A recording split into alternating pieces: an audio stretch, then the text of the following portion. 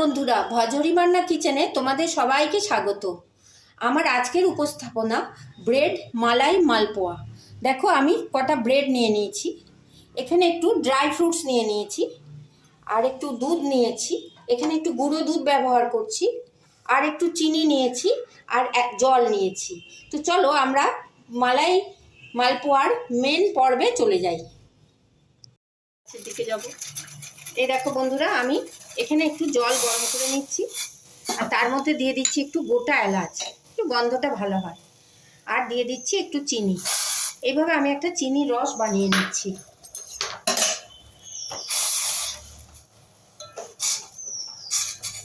চিনির রসটা আমি বানিয়ে নিচ্ছি, একটু গাঢ় হবে, চিনি জল ফুটে এলাচের গন্ধটা হবে, একটু গাঢ় হলে আমরা এটা বন্ধ করে দেবো। দেখো আমার চিনির রসটা অনেকটা হয়ে এসছে।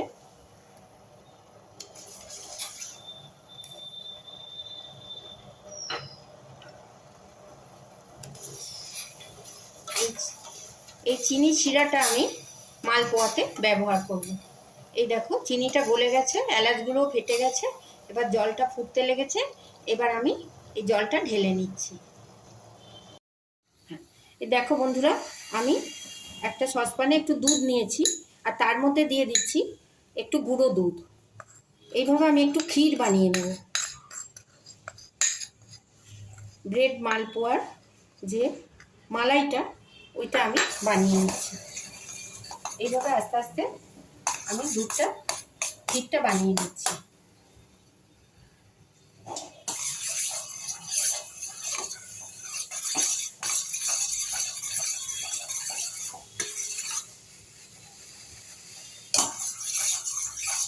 দেখো আমার ক্ষীরটা রেডি। এবার আমি নেক্সট পার্টে চলে যাচ্ছি। এবার আমি এই পাউরুটিগুলোকে, এই দেখো একটা গ্লাস নিয়েছি ছোট, এই গ্লাসের মাধ্যমে কেটে নিচ্ছি গোল গোল করে।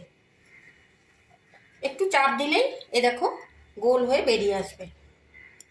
এ দেখো এরকম গোল গোল হয়ে বেরিয়ে আসবে।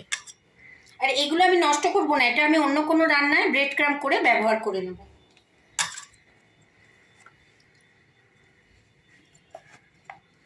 এই দেখো এবার আমি এইগুলোকে আস্তে আস্তে করে তেলে ভেজে দিচ্ছি। এই দেখো তেল গরম হয়েছে, এগুলো আমি একটু তেলে ফ্রাই করে নিচ্ছি।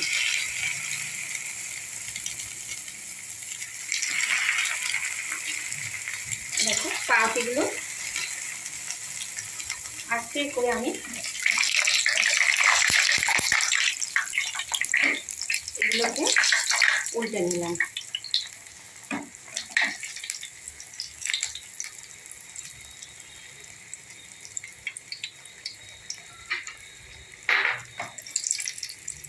এগুলো আমার ভাজা হয়ে গেছে, আমি এবার এগুলোকে আস্তে আস্তে করে তুলে নিলাম।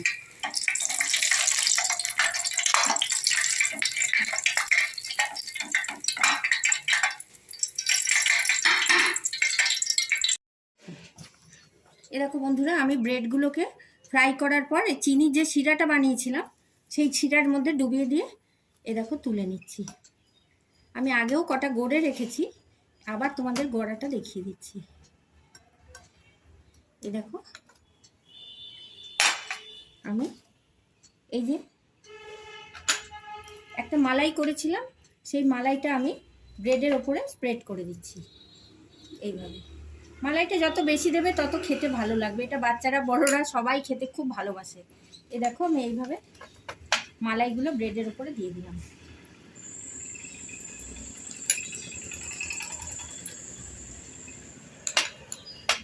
সব মালাইটা মাখিয়ে দিলাম।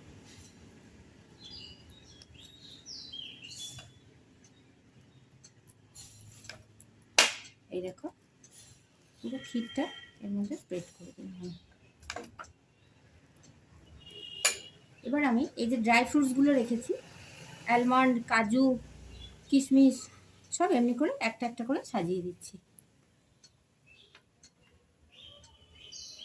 আমার এই রেসিপিটা যদি তোমাদের ভালো লাগে তাহলে প্রচুর লাইক, শেয়ার আর কমেন্ট করো, আর সাবস্ক্রাইব করে বেল আইকনটা প্রেস করো, যাতে আমার সব রেসিপি তোমরা দেখতে পাও। সবাই সুস্থ থেকো, ভালো থেকো, আর সবাই ঘরে এই রেসিপিটা ট্রাই করো। সবাইকে অনেক ধন্যবাদ। আজকের মতো বাই।